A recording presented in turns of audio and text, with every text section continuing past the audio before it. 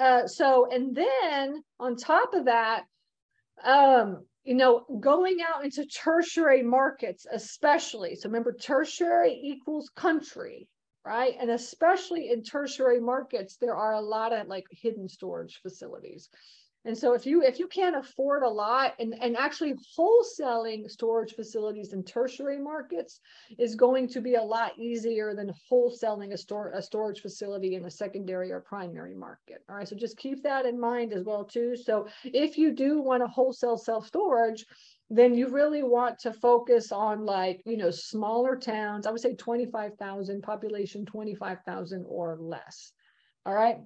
Because when you start getting into like secondary markets, which would be considered like 25,000 to maybe 100, 150,000 cities, like by themselves cities, then you get into like bigger players, bigger facilities. It's really hard to wholesale a self-storage facility that's like $2 million. It's just hard to do that, right? Now, what you would do instead is you would syndicate that. All right. If you find something like that, then let me know. I could help you syndicate it, right? If it's a good deal. But so I would say like $1 million or less facilities are good for wholesaling, and tertiary markets are good for wholesaling. Okay. And so let's just put that down here so I can write all my notes. All right. We have, so tertiary market, tertiary equals country. All right. You have population, 25,000 or less. Okay. And then also property that is not on Google Maps. Okay. And and then you can also use Google Maps to drive for storage. I get out and drive for storage, like me personally, because I like to drive. That's my thing.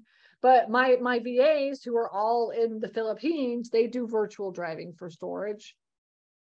That's how they find their facilities. Okay. And that's all the facilities that we buy are virtually driving for storage. And especially in tertiary markets around that $1 million or less, I mean, we're finding. And then what you want to do when you talk to owners, these types of owners are just like mom and pops, right? They're just like you and me, regular people. And when you're talking to them, you want to just ask them, be honest and just be truthful and say, look, like I'm trying to, buy a storage facility, or I'm trying to find a storage facility to buy.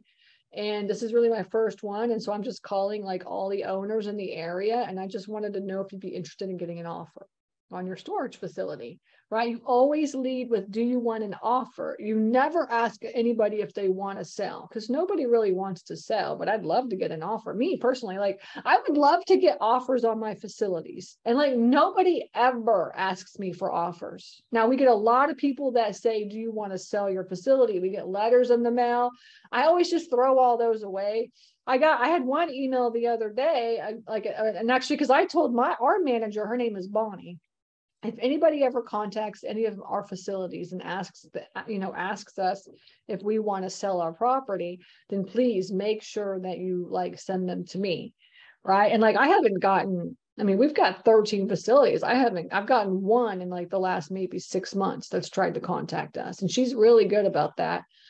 And so I don't know what's going on. People are not calling, and they used to call all the time, and I guess maybe in the last year, like they stopped calling or something. I'm not sure. But see, we're ramping up right now and calling owners.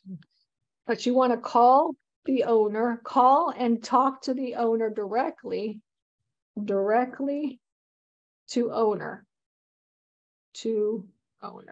Like Bonnie, she'll say like, this person is leaving a message like, hey, I can't answer any questions because like I'm not the owners, but would you like me to leave a voicemail and give me your information and I'll forward them? And then she forwards that message to me, which is totally opposite than like most managers, because most managers, they're just going to say no, they don't want to sell, right? But for us, we always get it. If I get it, I'll talk to them. And, but I've never had anybody say, would you be interested in getting an offer on your property? They always say, like, would you be interested in selling your property? And I'm like, no, I don't want to sell. I would never want to sell my storage facilities. They're like cash cows. Why would I want to sell them?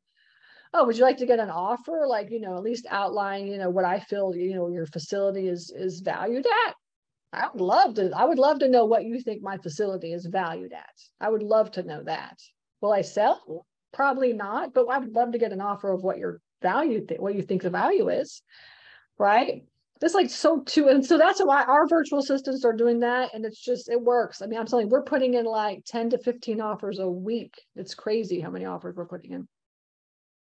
Okay, so you want to talk to the owner directly, not the managers, right? And you want to ask the owner for an offer, not to sell. Do they want an offer? Okay. All right, so this is like basically how you're going to find storage facilities right now. At least this is how we're finding them. We use Crexy, we use Google Maps, we drive for storage virtually, and we call owners and we talk to only owners. And guess what? In Crexy, you can find the information of the owner, so you can bypass the managers, and that is how we're getting all of our deals right now.